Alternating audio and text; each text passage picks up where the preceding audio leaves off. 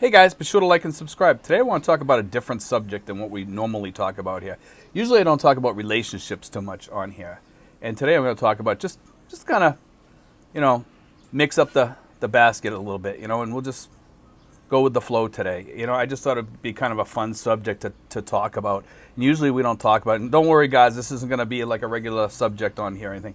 We're going to talk about relationships though today a little bit. Okay, and something that I noticed, it's kind of fascinating. I think some of you guys will relate to this one. We have a girl. She lives in this area, I'll say. Okay, I'm not going to give too much information.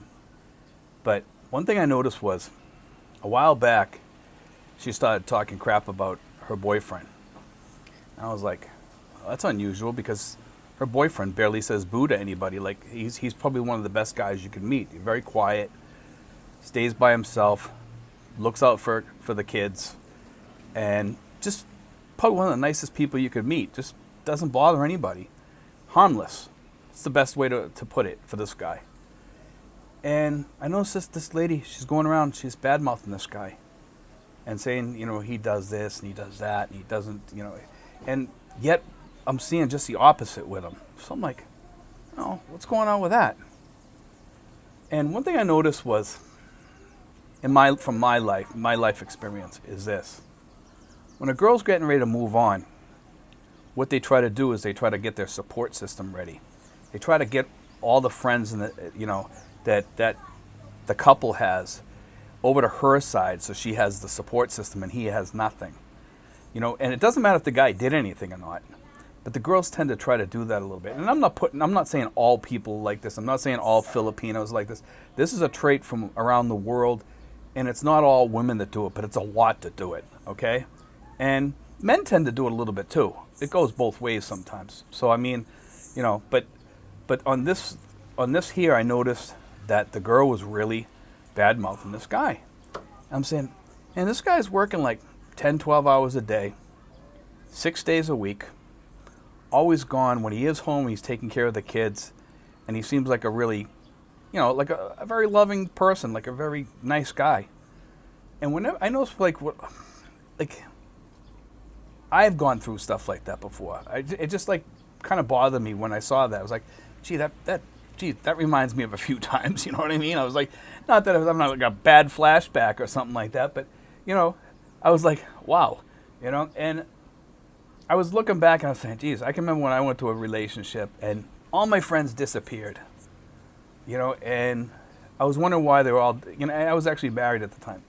And all my friends just suddenly stopped answering their phone.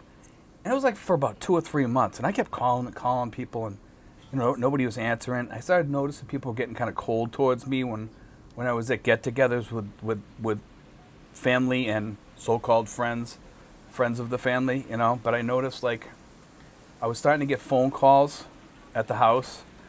People were hanging up on me when I picked up the phone. I'm like, this is really weird. Something's going on here behind my back. I don't know what it is, but I don't like it. Next thing you know, I find out, the person's leaving. And, that kind of tells you, kind of gives you the wake-up call, should give you the wake-up call. When you start seeing that going on around you, there should be a big red flag going up in the air saying, hey, ding, ding, ding, ding, ding. Something's going on. It's usually a good sign that relationship is over, and it's a good thing to start planning quickly. So if this person starts emptying bank accounts or starts doing something to you, that you're one step ahead of them versus them being one step ahead of you, possibly even going to see a lawyer beforehand. And I just want to put that out there, guys. And and this happens to girls too. When a guy's leaving, he's either cheating or doing whatever. It works the same way sometimes. Sometimes the guy will start trashing the girl, saying, yeah, she's been doing this to me and stuff, so I just started moving on, and, he starts getting his support system ready. It's just a way of life, kind of. People just kind of, when they know something's going to happen, they start piecing together their support system to get ready, to carry them through the rough times to the other side. It's just par for the course the way things happen in life. People want to have their support system. And some people don't have many support systems when they go through this stuff because the other side has already destroyed that support system. You know, and you guys are free, by the way, to leave all the comments you want on this one, as long as you keep them clean, please. You know, but you know, all of us have gone through this at one time or another. I just thought it would be kind of like a little fun subject to touch on, you know, because I notice that your friendships are usually the first thing to go sometimes. And it's not all the time. I mean, each girl is different. It's usually the really immature girls or the very calculated, nasty, evil girls, you know, that do this stuff to you. And like I said, sometimes it can be the men that do it. And there's men that do this too, you know. Sometimes it's the type A personalities or whatever, or could be anybody that, you know, they just want to save their support system. They want to save their friendships or whatever. So they start trashing the other side, the other person in the relationship. You know, and the mature thing to do is just get up and walk away and try to remain friends. And some people are able to do that, believe it or not, and some people aren't. I mean, I've gone through tragedies, and you guys know from you know, some of the war stories I've told and stuff like that, that I've gone through tragedies. And, you know, sometimes you come out the other side and you're still friends in the end after it's all over, or you still talk at least a little bit, you know, because you have to sometimes. You know, because of one thing or another, you just, you know, you have to kind of keep that link just in case you need something off that person. You know, you need to talk to them about something, or maybe you need paperwork or what have you. God only knows what you know, you may have to go back someday and ask them for something, or if they remember this or whatever. You never know.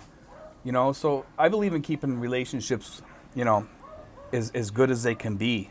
You know, I mean, if somebody comes to me and says, hey, you know, Steve, I really want to, you know, be friends again with you, you know, or something like that, and, you know, I just want to put the past aside or whatever. I'm good with that. You know, but when somebody comes to me and they say, you know, hey, I want to be friends with you or something, but, you know, there's going to be stipulations and there's going to be things that you have to do in order to keep this type of relationship, keep a relationship. You know, I'm like, no thanks. You know, if it comes with, you know, with things that I have to do to keep a relationship, then I just won't keep that relationship, especially when there's stipulations like, you know, you have to do this, you have to do that, you have to talk to me, you know. No, because I'm a very open person, and I'm a person that likes to, I kind of say it like it is. You know what I mean? And I'm not nasty about things, but sometimes people don't like to hear the truth. You know, and I'm not somebody that throws things in the face, but if somebody asks me a question and I answer it and they don't like it, then don't ask me the question, you know, because I'm going to tell you the truth if you ask me the question.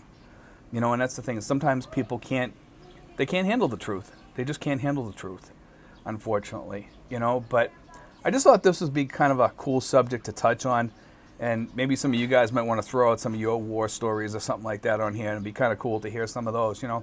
I mean, we have mostly 90% guys on here. We have 10% women.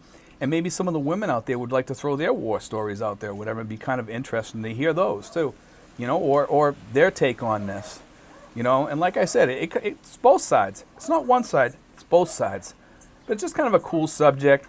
I want to talk about it today because, you know, we go through a lot of subjects on here, and sometimes we do want to mix it up just to get, you know, just to keep it interesting on here, because talking all expat stuff all the time is not always interesting to some people. And, you know, when we mix it up, sometimes I only get 500 people that watch it or something like that, and that's okay.